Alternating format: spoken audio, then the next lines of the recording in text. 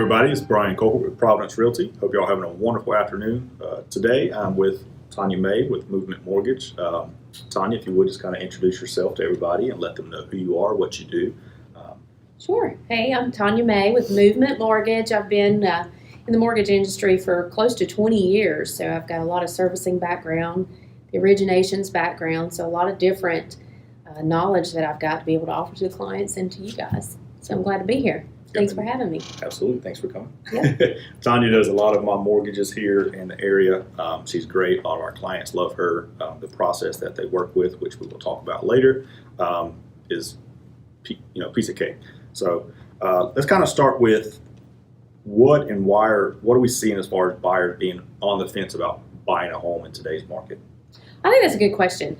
A lot of our buyers right now, as far as the consultations, when I talk with buyers and our first-time home buyers and even move-up buyers, they're more concerned with right now, how am I going to get in the house? Is it a hard process? Is it easy? Yeah. What about my down payment requirements? Yeah. I haven't saved up 20% to put down. I haven't saved up 10%. So it's a completely different platform right now in the mortgage industry than it used to be 5-10 years ago, to where you had to have 20% or even 10% to put down. And I'm saying that as well. A lot of people, they contact me the first time either through email or phone, and they just have no clue how to get started. They hear from their parents, grandparents, what they had to go through. They're kind of nervous. So I see it, same exact questions I even get asked, and that's why I kind of refer them over to the lender to kind of get the process started. But for those people, like again, that's those same people that's renting right now, what would you say as far as comparing owning a home, buying a home, compared to staying in the rental field? Yeah. So the thing I want you to think about is this, and this is especially true for our renters. You're going to be paying either rent, being your landlord's mortgage likely, or your own mortgage. Sure. And so the advantages of that is that you have your own fixed payment. So let's say that you're paying $900 a month today in rent. So maybe you're paying $900 a month for an apartment or a house or whatever the case may be. If you stay in that same rental situation 5 years from now, you're likely going to be upwards of $1,200 a month for the very same house. Yeah. And you haven't changed anything. So if you get a mortgage, then you can fix that payment. You know where your payment's going to be. And so it's just better budgeting. It's just being financially smart and savvy with real estate, really. That's what I was going to say as far as the budgeting part, because I remember when I was renting, when me and my wife first got married, we moved back into town and we're renting, and we're there for 2.5 years, and it's hard knowing that year to year you're always wondering, is my payment, what are they going to raise the rent to this year? But at the same time, even on the back end of that, when you look towards the end, you're renting 2, 3, 4 years, the amount of money that you're not getting back. I always tell people, and I saw that too, is when we were renting 2.5 years, after the rent that you're paying, you're looking at $15,000, $25,000 that's gone out the window. Yeah. That's not back. That's not coming back to you. No. So as far as financially smart, I would say what we saw is, put that into a home. Put that payment to a home to where you know that you're building that equity, you're building that retirement plan down the road to put into your next house or to put on whatever you need it. You have that, so you're not losing those funds. Right. And that was kind of a wake-up call for me when we started the process. I was just like, wow, $20,000 over the last 2 years, that's going out the window. And like you said, it's going to somebody. It's just not going to us. Exactly. So it's going to your landlord, no matter the way you look at it. Exactly. It's going to somebody. So exactly. As far as programs go, what type of there's many different programs out there. A lot of people think there's just 2 or 3. It's just the basic ones. Can you talk a little bit about that and kind of for all buyers? Yeah, and that's a really good point. And I talk to clients. So our first consultation that we have is we will go over an application. That's the very first process. That's the first thing that we need. We're going to check your credit. We're going to check your assets, your liabilities, because there are so many different programs right now that there may be 1, 2, 3, maybe 4 different programs that you fit into. And so during that consultation process, it's very important that you know what your options are. So you can have options. We offer USDA options. A lot of people ask what USDA is. USDA is 100% financing. So you have no down payment. You have lower interest rates than you typically would, or comparable interest rates to what you would with your standard FHA mortgages. You have to buy a house that's in a rural area, but we can, maybe you find a house that's in that rural area and it's going to be the better choice for you to go that route. So that's certainly an option. A lot of first-time homebuyers will hear the first-time homebuyer program being an FHA program. It doesn't necessarily have to be a first-time homebuyer program. It can be a move-up buyer program. It's just a lower down payment requirement. It's a 3.5% down payment requirement of whatever your purchase price is that you qualify for. And that's important in the consultation process, too, to make sure that you know what you do qualify for. So that could be an option there. You have conventional, which most people I think know about what standard conventional is, and that may be what your parents or your grandparents had, where it was 20% down. But now that's not always the case. It could be 20% down, and then there are certain qualifications and certain benefits that you have from putting 20% down.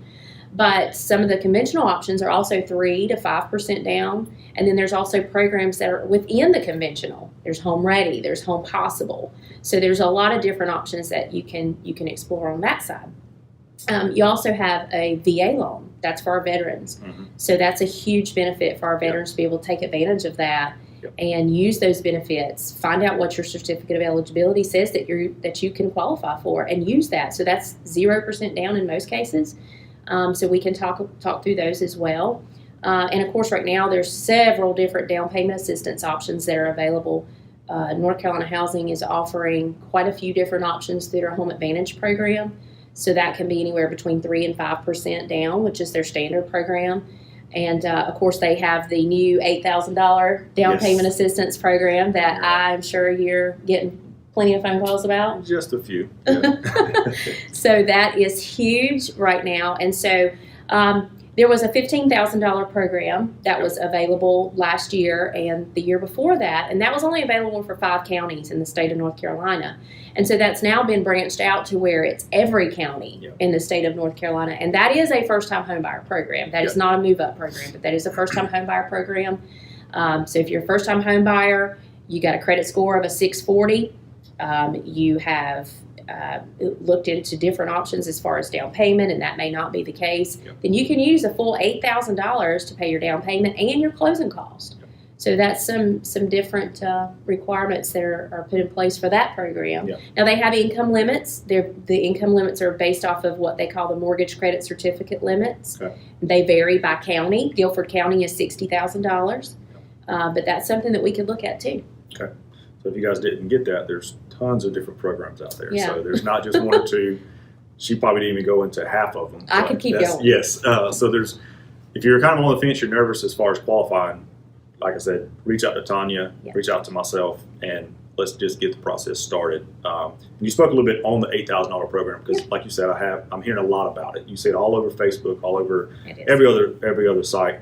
I'm getting calls, emails, everything about it. In your thoughts, who is that $8,000 program for? I know it's going to be a first-time home buyer, but as far as who it kind of is suited for, who would you kind of filter that to? Well, that's going to be for most of the clients that don't have a down payment, because and that's where our consultation is going to come in place. It's not going to be the right program for everybody. Exactly. Because we need to look at the interest rates that are available. If you have your own down payment, are you going to qualify for a lower interest rate? Likely. And so you've got to look at the total big picture of that mortgage. A mortgage is 30 years in most cases. So that's going to be 30 years of what you're planning to do. So it's important that you're informed in that decision process, and that you're not just being told what you are doing.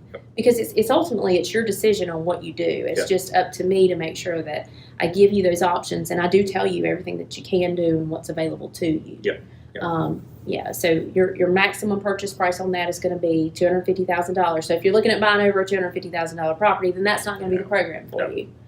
And it's household income. So if it's not just one borrower, so if you've got Sally Jane is your borrower, but her husband's not going to be on the loan, but he has an income, we have to take the total income into account. So if you're over that income limit, then that's not going to be the program for you. But that doesn't mean that there's not other programs that you can qualify for.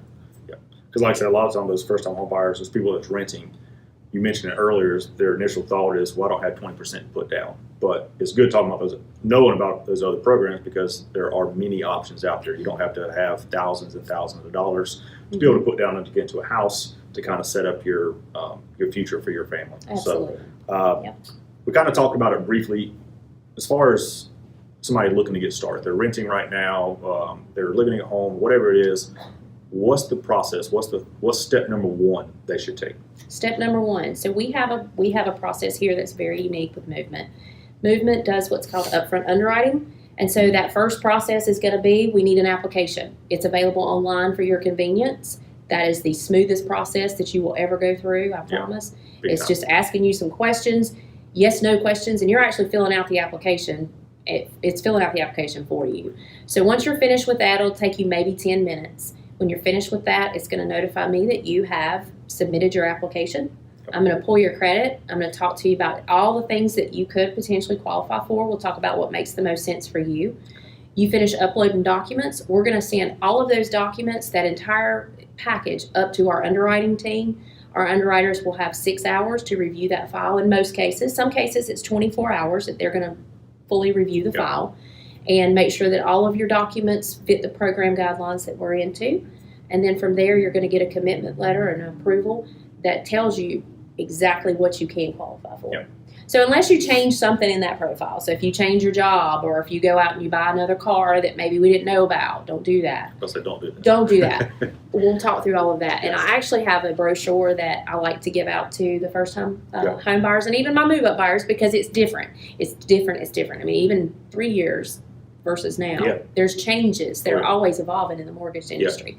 So this pamphlet helps, but you always have access to me. You always have access to my team to make sure that we're answering those questions. Yep, I agree.